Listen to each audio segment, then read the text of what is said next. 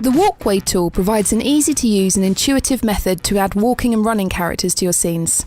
To create a walkway, select the walkway tool found on the left-hand side of the 3D viewport and click on the background model to define the starting point of the path. Keep clicking to add additional points. Notice that ANIMA is able to automatically detect stairs and slopes. When you're done, right-click to finish drawing. To add characters to the walkway, make sure it's selected and click Generate from the Properties panel. The number of actors is specified using the Actor Count property. If you change this, you'll need to click Generate again to update the results. By default, all of the actors in the current library are randomly applied to the walkway. If you'd like to specify which actors can be used, just drag them from the library onto the crowd list and click Generate to update. So far so good, but this walkway is a bit too narrow. To adjust the width of the entire walkway, make sure it is not selected and move the mouse pointer over the light blue edge of the path until the cursor changes to resize mode and the border is highlighted. Then click and drag to adjust the width of the walkway. You can also adjust the width of individual sections of the walkway by selecting it and then hovering the mouse over the light blue edge of a path section until the cursor changes to resize mode. You then click and drag to resize just the highlighted section. By doing this, you can change the width of the walkway at any point along its length. The walkway is now in the right place and it's the right size.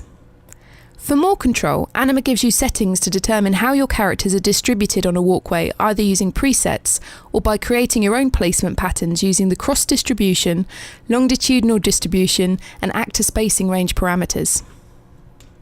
To use the built-in presets to control the placement of characters, select the walkway and click the buttons at the top of the Properties panel. Alternatively, to control placement manually, use the cross distribution parameter.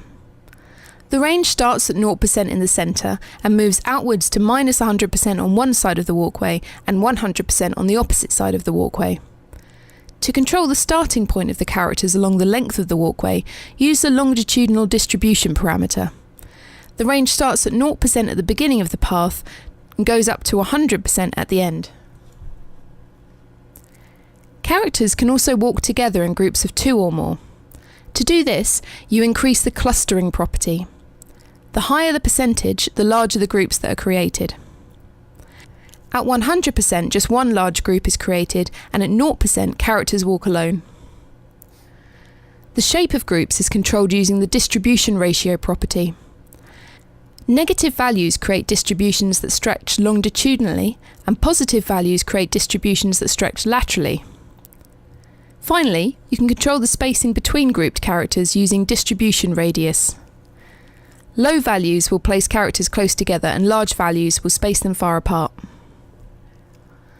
Below this, the path direction mode setting determines the direction that characters move on walkways. You have 3 options here, either forward, backwards or both. A huge variety of distribution patterns are possible using combinations of just these few settings. The pedestrians are complete.